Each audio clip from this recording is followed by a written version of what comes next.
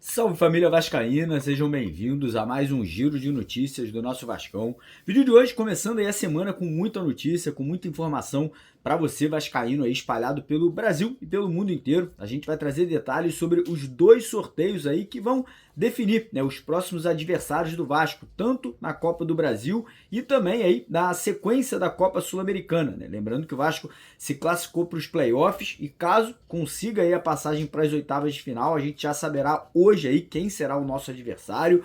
Vamos falar também sobre o último jogo, né, o último desafio do Vasco no Campeonato Brasileiro, antes da paralisação para a Copa do Mundo de Clubes, né? O Vasco vai ter aí praticamente 10 dias de preparação para poder conseguir, né, fechar essa última rodada com vitória jogando fora de casa. Vamos trazer detalhes aí sobre a situação de renovação de contrato de Felipe Coutinho. Pois é, ontem à noite a gente acabou tendo uma informação importante aí sobre essa definição aí, se o Coutinho segue no Vasco de forma emprestada, se vai sair do Vasco agora no final do contrato dele no término do mês de junho, ou se o Felipe Coutinho fica de forma definitiva no Gigante da Colina. Então a gente vai também tratar desse assunto importante aqui do futuro, né, do camisa 11 do Vasco nesse momento, e também vamos trazer detalhes sobre a situação do atual presidente Pedrinho, que vem sendo muito cobrado internamente. Inclusive ontem surgiram rumores ali nos bastidores do Vasco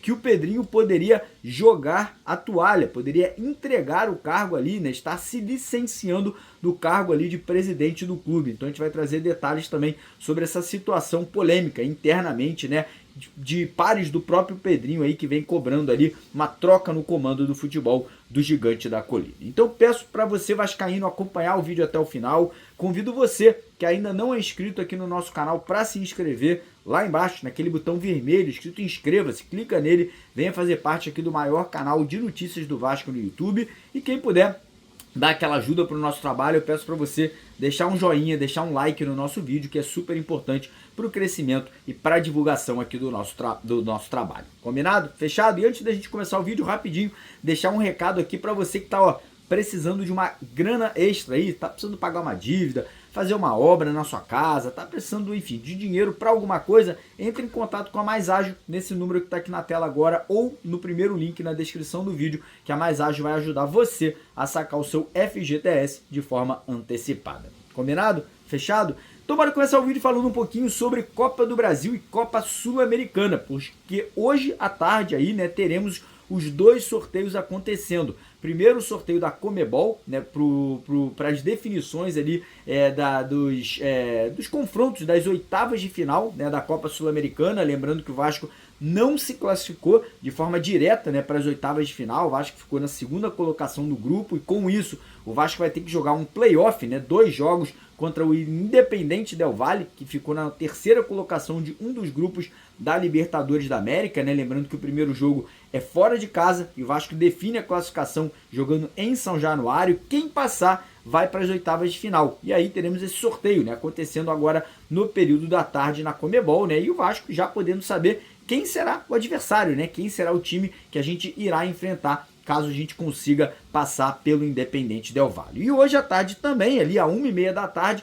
teremos o sorteio da Copa do Brasil, das oitavas de final da Copa do Brasil. Inclusive o nosso canal estará presente lá na sede da CBF para acompanhar o sorteio, né? A gente vai estar transmitindo ao vivo para vocês aqui no nosso canal aí tudo que vai estar acontecendo. E lembrando que o sorteio da Copa do Brasil agora, ele não tem mais aquele negócio de pote A e pote B, pote 1 e pote 2. Agora todo mundo que se classificou fica num pote só. Ou seja, o Vasco pode pegar um adversário um pouco mais fraco, tipo um CRB da vida, como o Vasco também pode pegar um Palmeiras, um São Paulo, um Flamengo, um Botafogo, que são equipes obviamente mais fortes, né? Equipes ali mais preparadas que vão estar jogando aí com seus times principais para passar para as quartas de final. Então é importante, né, esse sorteio de hoje à tarde aí para a gente poder saber, né, quem serão os adversários do Gigante da Colina na sequência dessas duas competições. E falando em sequência, né, agora as atenções do Vasco voltam para o Campeonato Brasileiro. Após o término da rodada ontem, o Vasco conseguiu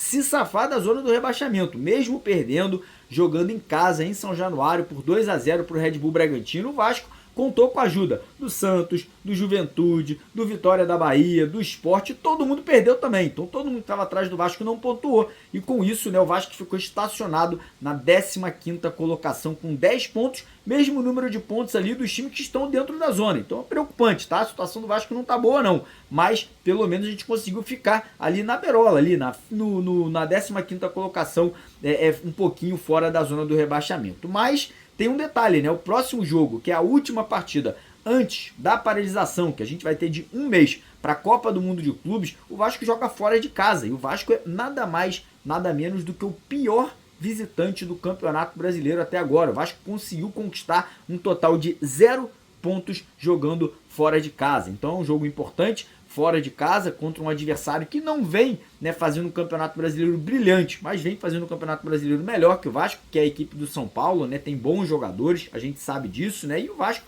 precisa dar um jeito, né, de ligar o alerta, começar a pontuar fora de casa, não bobear jogando em São Januário, como aconteceu no último jogo, né? O Fernando Diniz vai ter 10 dias de preparo, de estudo, de conseguir, né, aprimorar melhor essa parte física do Vasco, que é tão fraca, é tão ruim, né, visando aí esse próximo jogo, né? Lembrando que ele vai ter o retorno aí de 3 jogadores, vai ter o retorno do Hugo Moura e também do Luiz Gustavo, né, os dois que estavam suspensos, e talvez também tenhamos a volta de Dimitri Payet, podendo fazer o último jogo dele com a camisa do Vasco, né? O francês está na França, parece que volta aí hoje ou amanhã da França, foi resolver algumas questões particulares, foi liberado pela diretoria, e o Payet pode estar retornando aí para essa última partida contra o São Paulo. Talvez nem seja usado, né? Talvez nem seja utilizado, mas pode ser a despedida do francês aí, né, num jogo oficial pelo Vasco da Gama. Então agora é preparar, estudar o adversário, conseguir, como eu falei, aprimorar a parte física, né? Acho que esses 10 dias de trabalho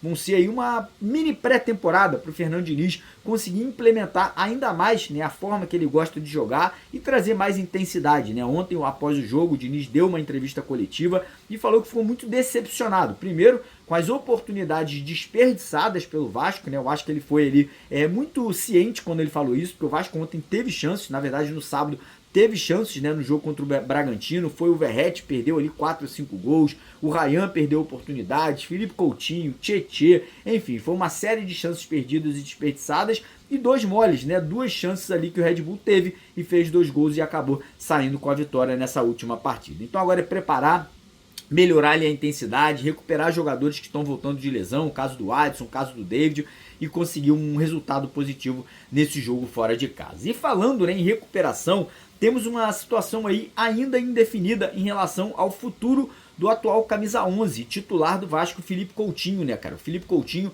tem contrato com o Gigante da Colina até o dia 30 de junho. As negociações entre Vasco da Gama e Coutinho parece que estão resolvidas. Parece que o Coutinho quer ficar no Vasco, parece que o Vasco quer a permanência do Coutinho, porém tem um detalhe que ainda está sendo muito problemático, que é a situação na Inglaterra, né? O clube que detém o passe do Felipe Coutinho ainda não decidiu o que vai fazer com o jogador, né? Lembrando que o clube inglês pagou 30 milhões de euros para comprar o Coutinho há 2 anos atrás. E o Coutinho basicamente não jogou na Inglaterra, né? Foi emprestado para os Emirados Árabes, depois foi emprestado para o Vasco da Gama, e ele ainda tem 1 ano de contrato na Inglaterra para cumprir. Lembrando que o salário que ele recebe no Vasco é inferior ao que ele recebe lá no clube inglês, né? Então essa indefinição ainda persiste, né? O clube inglês pretendia, né, lucrar com uma possível saída do Coutinho para algum outro clube, ou nos Emirados Árabes, ou na Europa, ou em qualquer outro lugar do mundo, porém,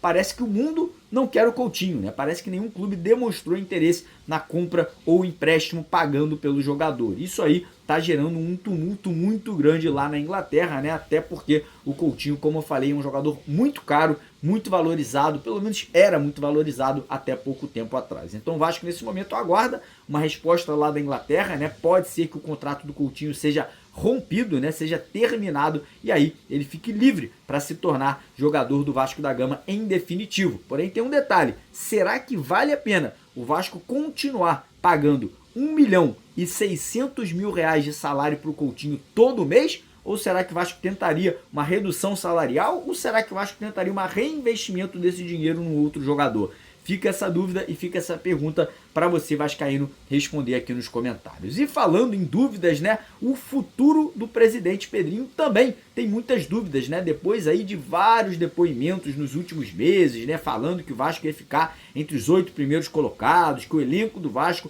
era um elenco para estar se classificando ali para Libertadores, né, fazendo contratações extremamente questionadas aí pelo torcedor nesse último um ano que ele vem trabalhando como presidente e administrador do futebol, né, contratações aí de Jean Davi, Maxime Domingues, Lloyd Augusto, Garré e tantas outras contratações que foram feitas pela dupla Pedrinho e Felipe. A cobrança interna por mudanças é muito grande, inclusive cobranças de pessoas até aliadas ao Pedrinho, que vem pedindo e vem ali tentando convencer o Pedrinho a se afastar do cargo ali de presidente ou de administrador do futebol do Vasco e levar junto com ele o Felipe Maestro.